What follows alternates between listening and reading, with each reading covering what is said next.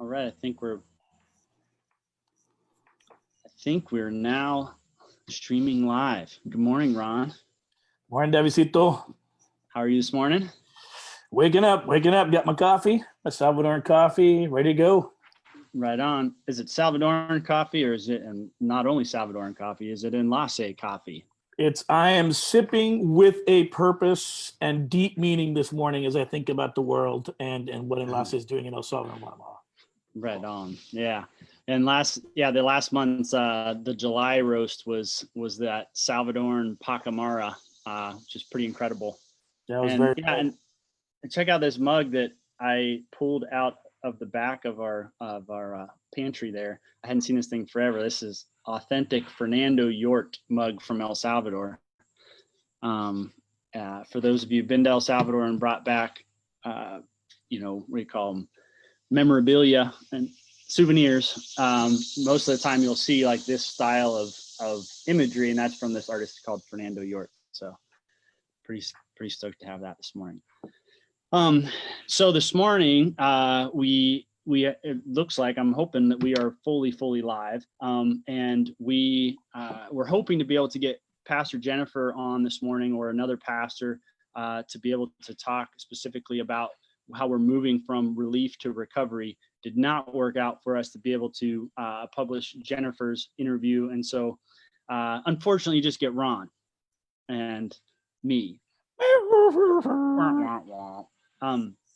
But anyhow, this morning, since we are going live, we're also going to try to see if we can respond to any of your questions that you might have. So please, in the comments, be commenting in there if you've got any questions, thoughts, ideas.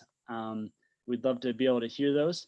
But the main purpose of today is to be able to talk about how Enlace is now going from relief to recovery, and how this is basically going from feeding families to helping families feed themselves. So Ron, why don't you go ahead and give us a quick update of where we're at in terms of the relief efforts, and both in El Salvador, Guatemala, and Nepal. Just kind of give us the global picture of what's going on right now. Sure. As of today, and I know there's food supplies going out, so these numbers will change by the end of the day because we're tracking them day to day. But as of today, 2.7 million meals have been provided by church and community leaders in Guatemala, El Salvador, and Nepal. It's incredible because, as we've been talking kind of in previous updates, we equipped and trained the church community leaders to mobilize their own resources, but also to work with other partners on the ground, not just state entities, but other nonprofits, even people in the states, wherever they were at. They're all out there mobilizing and trying to fundraise resources to provide food for their community. And we thought at the very beginning that their amount was going to be bigger than ours, and then it would kind of slowly catch up with what we're giving and what they were able to raise. But the incredible thing about it is 75% of these 2.7 million meals today are still have been raised by local church and community efforts.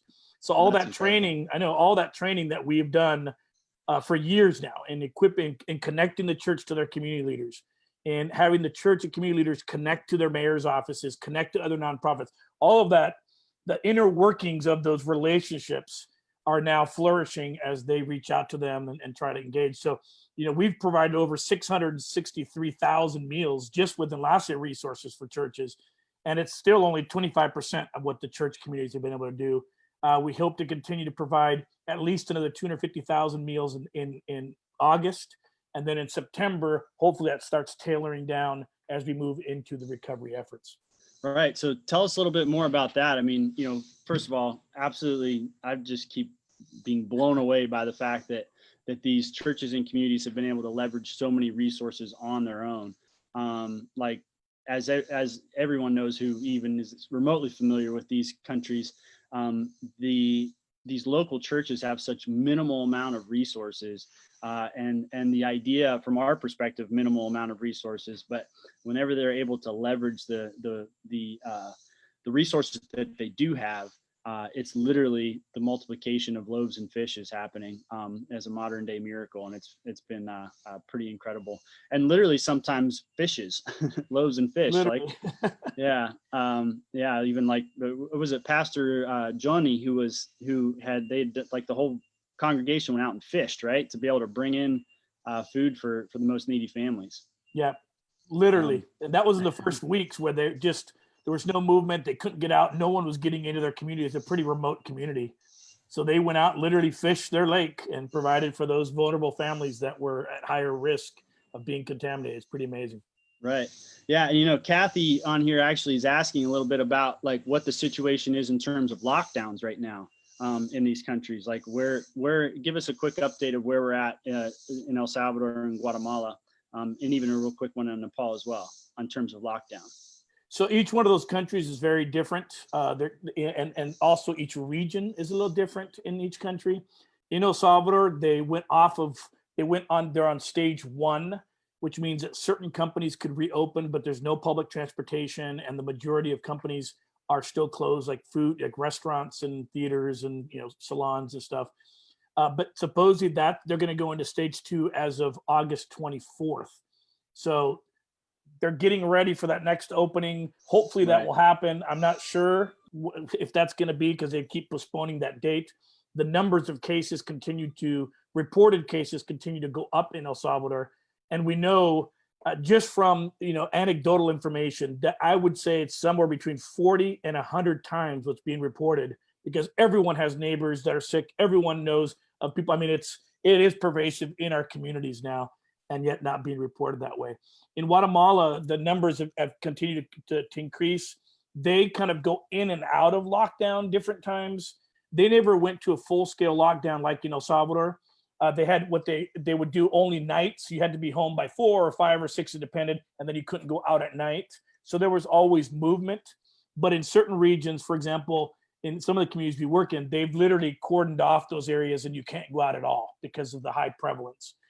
Nepal has experienced kind of, once again, waves. It is still on lockdown, but people are able to go out for 3 or 4 hours a day. So they can still go out to get food or to do their crops. And they're opening up certain rural areas, are opening up so you can do your farming, et cetera. So it kind of, it's a little bit different in each place. But in El Salvador specifically, by August 24th, they're thinking that there'll be public transportation and there's going to be more movement. Yeah. And then I saw something that, like, even the airport is scheduled to open up again in September, early September. But, we've seen where it was supposed to open up in July and then August, and now it's on to September. Yeah, it's definitely an interesting scenario. I mean, interesting situation happened there. And with the airport, it's tricky too, because it depends on where you're coming from. Are you going to go into quarantine, house quarantine? Are you going to be tested? So for even us thinking as a staff to get back there right now, to be quarantined for 2 weeks is useless before we get back. So yeah, so that we'll have to keep tracking that very carefully. Absolutely. Yeah. So tell us specifically now, and even just this morning, an email went out to all of you who are on our mailing list. An email went out this morning because we are literally making an urgent request to be able to help families go from us feeding these families to these families feeding themselves. So Ron, tell us a little bit about how we're making this pivot immediately from relief to recovery. So the difference between relief and recovery is that relief, you're providing something that people cannot provide for themselves. So they're in a situation where they urgently need just a handout. They need someone to help them because there's no way at that moment that they can resolve their own, resolve for their family's needs, whether that's food, financial, et cetera. When you're talking about recovery, what we're aiming at then is going back to rebuild what they already had. So this isn't new stuff. We're not helping them start new kinds of farming, new kinds of businesses. This is not an environment to do anything new in. First of all, we can't train. The markets are crazy. What you're doing at this stage is to try to get people that were already farmers back on their feet so they can start feeding their families and generating family income. One of the challenges that we have in El Salvador and Guatemala specifically is that over 50% of our population live off of farming. So in El Salvador, 3.5 million people, and Guatemala, it's over 7 million people that actually primarily live off of farming 1 to 2 acres of corn, beans, some sorghum to provide. What they do is they normally, in our cases, there's 2 harvest periods.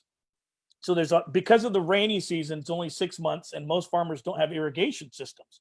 You've got to fall into that rain period or period of rain to be able to cultivate your crops for the whole year.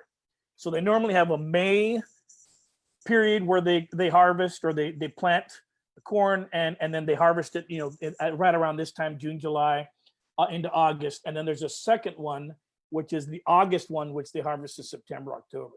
One of the things that we've seen in many of our communities is the fact that first May harvest they missed, either because they couldn't go out, things were crazy, they couldn't get inputs, many banks were not giving loans, so there was no access to capital for these farmers. So they missed this critical first harvest period, which now really puts us in a very precarious situation in Central America.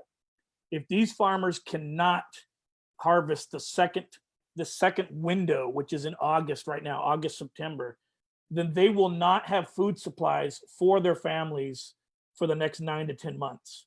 Right. So we're kind of, this hunger crisis is becoming, it's kind of building on itself and becoming more critical, because not only have they not been able to feed themselves because of the lockdown orders and the stay-at-home orders, but now if they lose this second harvest, families are going to be hurting for many, many months moving forward. So you got over half the population that are farmers.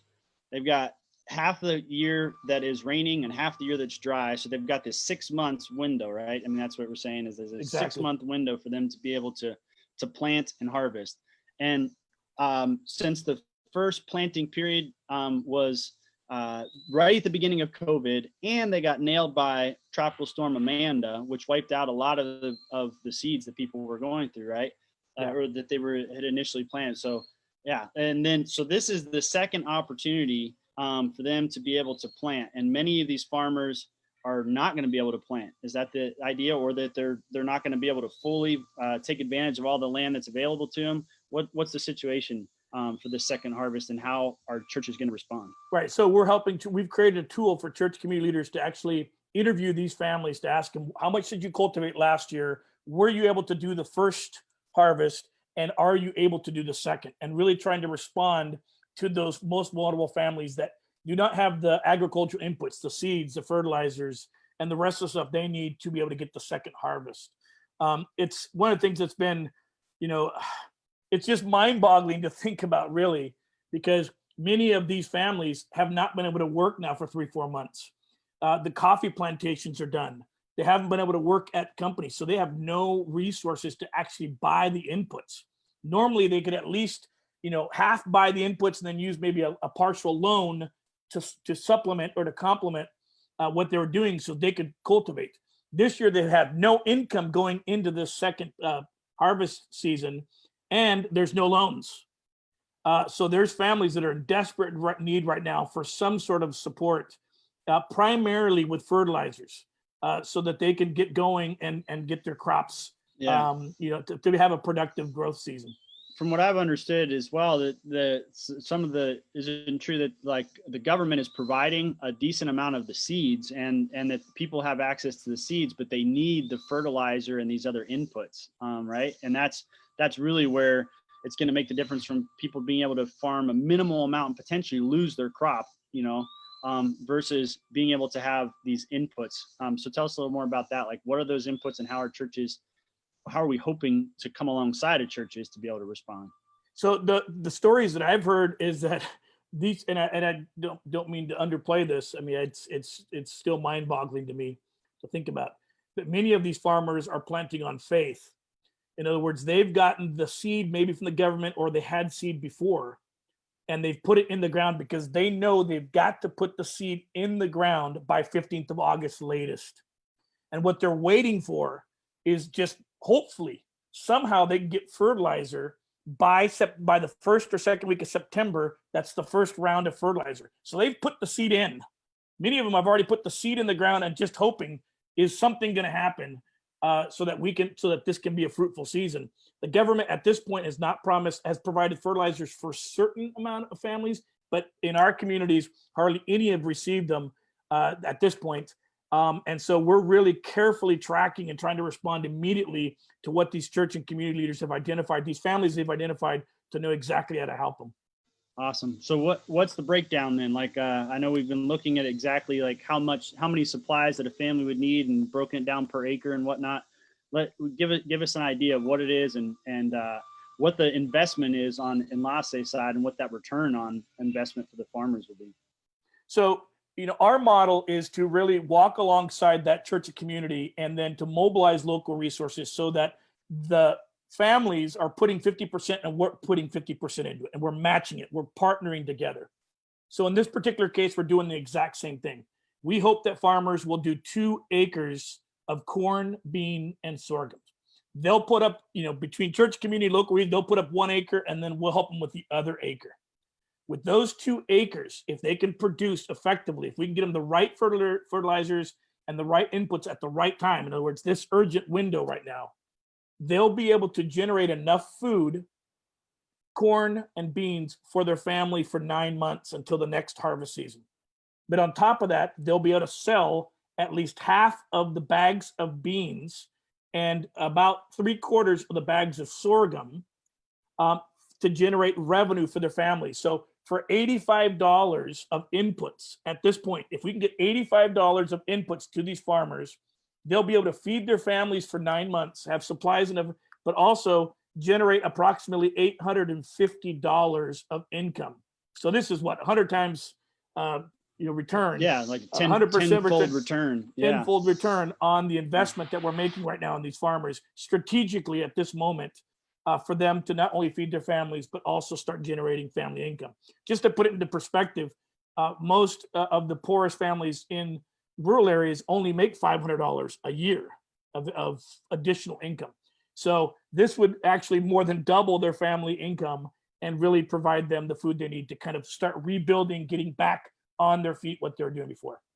That's awesome. And yeah, I was just blown away by this whenever, we were looking at the figures. From what I understand, the church coaches conducted all of this research over the past week and a half or 2 weeks with all of these church leaders, and they've identified 500 families, right? It's like these are 500 families is the goal. And the fact that we're going $85 is going to help an individual family be able to feed themselves for 9 months and get up to about an $850 return on investment of crops that they're able to sell. I don't know. It just blew me away. And so, but yeah, so what is our goal moving forward beyond that? Well, so just to maybe add a little bit to that. So 75, once again, this is a tricky business because in many of the communities, you have lots of people that are in need. And so we've been really trying to fine tune these tools so that church communities can actually get to those families that we know are not going to even be able to do 2 acres this year. So it's very, very, very specific. There's obviously all kinds of families in need of inputs and et cetera, but those are planning on doing 2 or 3 or 4 or 5 acres. We're really just focused on those that have not even been able to do the minimum 2 acres this year to be able to get back on their feet. And as of this point, we've identified 75 families in Guatemala, 425 in El Salvador. In Nepal, we're doing a very different strategy. In Nepal, most people already have land and have access to inputs. So we're really focused on just providing food and hygiene aid for immigrants, people that don't have access to land, or the elderly or the sick. So Nepal's already changing their strategy a little bit to really focus in on those families that cannot provide for themselves. And that number has gone down to about 150 families they're going to continue to work on over the next 3-4 months. So in El Salvador, it's 425 families that we're focused on. In Guatemala, 75. And we hope, let me rephrase that. We, as of Monday, need to start giving inputs out. We don't have any more time. So once again, I don't know if it's just poor planning on our part, but this has been the way that we've been reacting really to the crisis, really going, okay, this is the next thing. We're all in again. We've got to get the money. We've got to get the inputs out there. as quickly as possible, or we lose this window, which means we lose the whole year. Right. Yeah. Just absolutely, incredible to think that. This is the opportunity. This is the window. And for any of you who are on the mailing list, the email went out this morning, and actually we already have a number of people beginning to donate at that $85 level, or for one family, or $170 level for two families. And we literally need to start buying all of this stuff and distributing these inputs by the beginning of next week. So this is sort of a pretty urgent call to see how many families we can commit to coming alongside as we continue to move forward. So, yeah, Ron, I don't know if you have anything else to add before you close this in prayer here. Do we have any other final comments or questions? We have a lot of comments, but no questions. But yeah, any other comments, Ron? Well, I know that since March, we've been, calling our partners, calling our friends, calling our incredible advocates and everybody that's connected to us, incredible donors, really, that have given beyond what we could ever imagine. We know that all of you are tapped out. A lot of people have lost their jobs or are worried about this. So, we try to, and I know that maybe we have been requesting a lot of donations and support to try to make it through this period of time. And we appreciate all that you guys have done. But if you can, and we don't, I at least personally, I know that Dave and I don't feel comfortable doing this. But if you can, this is urgent. I just would, $85. If you could afford to do that, please help us take on these families. We've got a window. It's going to get them back on their feet for the year. We're going to lose it. We're putting in everything we've got in our reserve. We didn't have any reserves, but everything we had extra is going to try to figure this out. So if you could really rally in any way possible and help us raise this $85, it's going to change families and communities and start getting them back on their feet throughout this crisis, and really help them really start coming out of the crisis, hopefully next year as the virus recedes. So if you can, please consider this seriously. It is urgent for us, and we would appreciate anything you can do. So thank you again. That's incredible. And the story that we, keep hearing over and over again is the multiplication factor, of things. And I'll often reflect on my first time in El Salvador. The first sermon I heard was about the loaves and fish, and Pastor Victorio up in Avelinas taking it seriously, that when Jesus told the disciples you feed them, you give them something to eat. But they're like, what do we have? They have 5 loaves and fish. And as they started to distribute that it was multiplied. And so even in the midst of this recovery or relief process of feeding families, we've seen that it multiplies. And now even more so, this is going to be a multiplication effect of doing like an $85 literally will multiply tenfold. So Ron, and I've got super noisy construction going on here beside me, but all of a sudden, so would you mind closing us out in prayer? Sure. Yeah, and just giving thanks to God that does truly multiply things. It's been an incredible blessing. Let's pray. God, we love you so much. We're truly amazed and inspired and blown away that even throughout a crisis as difficult and as prolonged as this is for not only El Salvador and Central America, but for the world, you are still present, you are still active, you're still moving. And I just thank you for the opportunity you've given us to walk alongside you in the middle of this darkness, and to be guided by you, to be directed to those families in greatest need, to approach them, to befriend them, to care for them. And in your incredible ways, you move your church worldwide, you move individuals all over the world to mobilize their limited resources. And as they give sacrificially, to mobilize those resources to have this incredible impact on people's lives, real families' lives that these churches are caring for. And as we move into this new season, and we know that we have this little window and of time, I just pray that you'll continue to guide the churches and the community leaders on the ground, that they might identify the right families, that they might know how to approach them and come close to them and care for them, both emotionally, spiritually, but also provide them that next bit of hope, which is, no, we can get you fertilizers. We can help you with seeds. We can help you get back on your feet so that you can feed your families. And I just thank you for everyone that's on listening to this or will listen to this. I thank you for just their commitment to you, their commitment and passion to serve those in greatest need through their church, both locally and internationally. And I just pray that if this is something, God, that you would want them to do, that you would move their hearts, that you would clarify in their minds that this is something that you would have them contribute to. Then I just pray that you will guide them, that they'll be obedient, that they might take action now to help these families. So I thank you once again for this platform. I thank you for all of our friends and donors that care so much about Enlace and the communities in El Salvador. I thank you for the pastors and leaders that are working arduously after 5 months, still trying to hold up their arms, still trying to care for their communities. And I thank you for all that are involved in this process. And I give it all to you. In Jesus' name we pray. Amen. Amen.